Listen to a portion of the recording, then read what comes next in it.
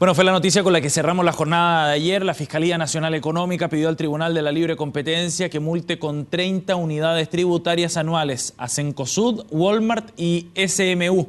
Todo esto ante un presunto caso de colusión denunciado ya ante el Tribunal de Libre Competencia. Las cadenas de supermercados habrían acordado fijar precios en la carne fresca de pollo entre el 2008 y el 2011. Queremos conocer los alcances de esta denuncia. Conversamos con el abogado especialista en libre competencia, profesor de Derecho Económico de la Facultad de Derecho de la Universidad de Chile y exministro suplente del Tribunal de Libre Competencia, Joaquín Morales. Gracias por estar con nosotros, Joaquín. Muchas gracias, Sebastián. Gracias. Joaquín, primero me gustaría abordar cómo veían este caso desde el ámbito de la especialidad, ¿no? Desde los que están cerca del tema de la libre competencia. ¿Les sorprendió o no? Mira, la verdad que hoy día, a partir de lo que está ocurriendo en los últimos meses, el actuar de la Fiscalía Nacional Económica, que es de larga data, de un ejercicio bastante potente de velar por la protección de la libre competencia, lo que estamos involucrados en esto, ya sea desde la perspectiva profesional, desde la perspectiva académica, sí, no nos sorprendió la presentación de este requerimiento. ¿Por qué no? ¿Porque habían antecedentes, habían rumores o más bien antecedentes de otras investigaciones? A ver, yo creo que habían ambas cosas, quizás rumores para la comunidad empresarial y mayores antecedentes para aquellos que estamos involucrados, ya sea desde la perspectiva profesional u académica, a consecuencia de lo que sabemos que fue el caso de los pollos. Claro. Evidentemente, exactamente, evidentemente cuando la Fiscalía Nacional Económica ejerció sus facultades intrusivas que le permitió a la ley en su oportunidad, los que estábamos vinculados a esto presumíamos que algo podía venir y evidentemente la recopilación de esos antecedentes, basta leer el requerimiento, son base para la presentación del mismo. Joaquín, nos hemos acostumbrado y hemos escuchado cada cierto tiempo de algún caso nuevo de colusión. En particular ¿qué tiene de especial este caso de colusión respecto al mecanismo utilizado, a las formas de coordinación? ¿Qué te llama la atención del requerimiento presentado por la Fiscalía? Pero hoy día yo creo que este es un caso de colusión que va a tener una mayor sofisticación para nosotros, los abogados que estamos involucrados en esto, como te decía, profesionalmente o ya sea desde el punto de vista académico. Va a ser un desafío probatorio importante. Hoy día no tenemos un antecedente que en los casos de colusión anteriores sí hemos tenido, me estoy refiriendo a delación compensada. Claro. Aquí no hay delación compensada, aquí hay un requerimiento abierto, claro, pleno de la Fiscalía, donde no hay nadie que tenga posibilidad de beneficio alguno de reducción de multa, de aplicación de pena, 30.000 unidades, o lo que corresponda de acuerdo al sistema de delación compensada, y en estos momentos vamos a tener un caso que va a ser muy interesante para el foro y la comunidad, porque va a haber una discusión probatoria importante y relevante. Yo creo que desde el punto de vista técnico, esto hace muy atractivo este caso. Ajá. ¿Por qué? Porque puede ser débil la presentación de la Fiscalía al no tener esta delación compensada, debilita su posición. Obviamente, cuando tú te presentas con un caso que viene con un antecedente de delación compensada, la posición del requerimiento es mucho más potente, eso no cabe duda. Okay. El estudio profundo, profesional, serio y responsable que hace la Fiscalía Nacional Económica sobre una situación de delación compensada es largo. Pero claro, y uno entiende que la Fiscalía no se va a tirar a la piscina, digamos, con una acusación sin tener suficiente antecedente. En términos generales, la Fiscalía es una entidad, una institución de este país que cumple un rol, yo me atrevería a decir, tremendamente responsable en materia de estudios de acusaciones de colusión. Y ha sido potente el trabajo que ha hecho. Sí, no cabe duda. O sea, para mi opinión, desde una perspectiva muy íntima, muy personal, el trabajo de la Fiscalía Nacional Económica en este país es de aquellos que hay que llamar al mayor, hay que remarcarlo con la mayor intensidad. Han hecho un excelente trabajo, en mi opinión, respecto de lo que es velar por un pilar fundamental de nuestro sistema económico, que es la libre competencia. Sí. Así como que creo que el tribunal ha hecho un muy buen trabajo, con las limitaciones que personalmente creo que tienen, que son básicamente lo que enfrenta toda la administración del Estado normalmente, la estructura relacionada con la administración del Estado. Recursos, personal, claro. Exactamente, que lo sabemos. Joaquín, cuando tú dices que aquí hay un desafío para la Fiscalía en el sentido probatorio de demostrar que efectivamente hubo colusión porque aquí no está la delación compensada, uno revisando el requerimiento ve algunos mensajes, hay extractos de los mails y las comunicaciones y la coordinación y parece muy evidente que un supermercado determinado acusa a otro de que los precios están por debajo de lo que habían acordado y el otro reacciona diciendo no te preocupes, lo subo de inmediato. ¿Eso no es suficiente, digamos, esos mails no es suficiente para demostrar una colusión? Yo, Sebastián, creo que en esto hay que actuar como juez. hay que tener los antecedentes y los méritos del proceso. La lectura que hemos hecho todo el requerimiento, gracias a la publicidad, que bendita sea, hoy día todos los ciudadanos podemos acceder fácilmente a poder leer ese requerimiento, contiene elementos importantes de prueba que en su oportunidad van a ser ponderados por el tribunal y se le dará su correspondiente valor probatorio. Ahora, tú estás señalando algo que desde una perspectiva profesional es una prueba más que interesante, porque existen casos anteriores a las modificaciones en que situaciones de comunicaciones con las características de los correos electrónicos fueron elementos probatorios importantes. Pero conozco el actuar del tribunal, fui miembro suplente de ese tribunal y creo que la ponderación de la prueba, tal como lo dice la ley, va a ser en conciencia, va a ser debidamente ponderado y es un antecedente interesante de observarlo. Pero también como abogado uno sabe que toda contraparte en un requerimiento, en una demanda, tiene un derecho a defensa. Sí, claro. Y que puede presentar lo que ellos tendrán como elementos probatorios. Pero no cabe duda que hay interesantes elementos probatorios que han sido aportados por la Fiscalía Nacional Económica.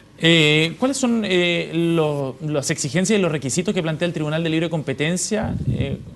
¿Qué estándar de prueba, en definitiva, le pide a la Fiscalía Nacional Económica para llegar a sus conclusiones? ¿Basta con correos? ¿Requiere de otro tipo de comunicación? ¿Requiere de ciertos soportes físicos? Como un cuaderno de anotaciones, por ejemplo, estoy inventando, ¿no? Pero me gustaría que pudiéramos darle la dimensión efectivamente a las pruebas que ha presentado en el requerimiento de la Fiscalía. Mira, la posición, la respuesta a esa pregunta es una respuesta que hay que plantearla con mucho cuidado, porque la ley establece, y esto es una respuesta muy técnica, la forma como debe ponderar la prueba el Tribunal de la Libre Competencia. El Tribunal de Defensa de la Libre Competencia, de acuerdo a su propia ley, debe ponderar la prueba de acuerdo a lo que se llama la regla de la sana crítica y la máxima de la experiencia. Es un tecnicismo, es una... Sí, suena, ¿no? Suena complicado. Suena duro. Pero es la ponderación que parte a través de un convencimiento razonado y prudente a partir de los hechos que le son aportados. Es un tema procesal profundo. Okay. Pero el convencimiento probatorio del tribunal debe ser de tal profundidad que hay que tener presente que todo tribunal, cuando dicta una sentencia, espera que su sentencia no sea cuestionada por el tribunal jerárquico superior. Y recordemos que el tribunal superior jerárquico de nuestro Tribunal de Defensa de Libre Competencia, en el recurso de reclamación que establece la ley, es la Corte Suprema. Sí. Por lo tanto, la ponderación que haga el Tribunal de la Libre Competencia de las pruebas para llegar a una u otra decisión y sentenciar sobre esa base va a ser profundamente estudiada y profundamente elaborada, reflexionada y meditada. Joaquín, ya en la prensa hoy día habían algunos esbozos de lo que podría ser la defensa que van a plantear los supermercados. Como esta investigación surge a partir de la investigación de la colusión de los productores de pollo, se presentaron algunos datos ahí también e informes sobre daños económicos, por ejemplo, que había generado esa colusión, la de los productores. Y lo que estarían planteando los supermercados es que aquí los que dirigían en el fondo la orquesta de la colusión eran los propios productores, los que coordinaban todo el mecanismo. ¿Podría eso exculpar de alguna forma a los supermercados? En el sentido de decir que los supermercados digan, ¿sabes qué? Yo aquí no tenía mucho que hacer porque eran los productores de pollo que concentran X porcentaje del mercado de la oferta de pollo los que estaban dirigiendo el tránsito, en definitiva. Y yo no tengo mucho que hacer ahí. ¿Es posible una respuesta de ese tipo? Yo creo que, en mi opinión, culpa, en el fondo. Yo veo poco margen de, comillas, expiar culpas a partir de lo que establece el requerimiento. Si yo soy presionado a atentar contra la libre competencia y yo quiero ser, comillas, un buen ciudadano corporativo, mi posición, si yo soy un consejero legal de una empresa, denunciemos. Claro, voy a la justicia y reclamo. Denunciemos. Sí, claro. Denunciemos ante la Fiscalía Nacional Económica o presentemos una demanda si fuéramos afectados directos. Mi posición como ciudadano, que creo en un sistema que se basa en la libertad, en el emprendimiento, es que si a mí me forzan a una situación que me dijeron, yo no dirigía la orquesta, bueno, ¿por qué usted no manifestó que usted no dirigía la orquesta? Ahora te estoy diciendo esto desde una posición valórica y sobre la base de los antecedentes del requerimiento, que es lo que hoy día tiene acceso al público. Yo no soy parte ni abogado de ninguno de los requeridos, ni tampoco soy parte de la Fiscalía Nacional Económica ni del tribunal. Estoy hablando desde la posición de una persona que tiene un cierto grado de especialización en estas materias sobre la base de la lectura del requerimiento.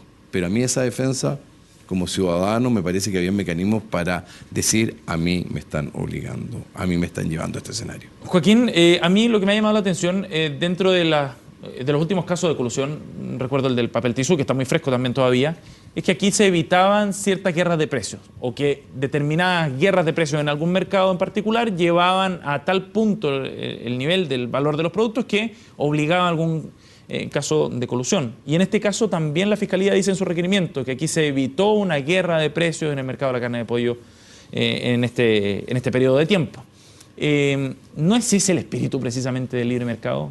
Que haya sana competencia y que lleguen a una guerra de precios, pero me parece como un argumento reiterado, justificado en cada uno de estos casos de colusión y al que se recurre habitualmente para poder explicar una colusión, cuando uno esperaría que la guerra de precios sea el producto sano, en definitiva, para beneficio de los consumidores de esa competencia. Yo creo que las guerras de precios son bienvenidas y creo que son necesarias en un sistema que se basa en la libertad. Yo creo en un sistema económico, como te manifestaba, que se basa en la libertad, y la guerra de precios, en definitiva, es lo que te pone en un escenario de eficiencia económica. Eficiencia económica que no solo, y es algo que venía meditando, tenemos que reconocerla respecto de los consumidores. Bienvenido sea la protección consecuencial que da proteger la libre competencia y velar por los consumidores. Claro. Pero la eficiencia económica de esta guerra de precios también conlleva a que otros actores que están en el mercado, que están en esa instancia, en ese segmento de mercado, puedan competir válidamente. Hoy día estoy pensando que la guerra de precios a veces es conveniente para que un nuevo actor irrumpa, como puede ser un supermercado de mediano tamaño o un oferente de un bien o servicio de mediano tamaño. O para estimular la innovación. Es indudable. O sea, yo creo que hoy día Chile, quizás desde una perspectiva política pública, observando, puede tener una tendencia a ser una estructura productiva y oferente de bienes y servicios de carácter oligopólica. Interesante. Eso puede estar ocurriendo en Chile, porque hoy día estamos viendo varios casos de colusión. Para que haya colusión, aunque suene ridículo, a lo menos tienen que haber dos actores. Sí. ¿Te das cuenta? Y hoy día estamos en segmentos en que estamos viendo que son pocos actores los que han incurrido en estas conductas. Y que facilita una exactamente. Colusión, claro. Exactamente. Joaquín, una última reflexión y una pregunta. A raíz de una carta que envió Nicolás Ibáñez, ex dueño de DIS, actual Walmart Chile, respecto a esta acusación de colusión, me voy a tomar 30 segundos para leer una parte porque creo que hay una pregunta interesante. Dice, rechazo enfáticamente el intento de la Fiscalía Nacional Económica de perseguir, desprestigiar y enlodar a las empresas de supermercados aludidas en el requerimiento presentado en el día de hoy, ayer, indica el empresario. Y dice, además, luego, que rechaza el procedimiento usado por la FNE, y aquí me quiero detener, y el Ministerio de Economía, de notificar y ventilar estos temas a través de la prensa, con un claro intento de aprovechamiento político, tratar una vez más de desprestigiar a los empresarios. Me gustaría ver las formas, digamos, en las que se da a conocer este tema. ¿Es correcto ventilarlo de esta forma como critica Nicolás Ibáñez o no? Dar a conocer al público, en definitiva, un requerimiento de esta naturaleza y los detalles. Personalmente, no conozco, digamos, los fundamentos basales por los cuales el señor Ibáñez expresa esto en esta carta. No veo un mayor desarrollo de su planteamiento. Obviamente él tendrá sus motivos y sus justificaciones.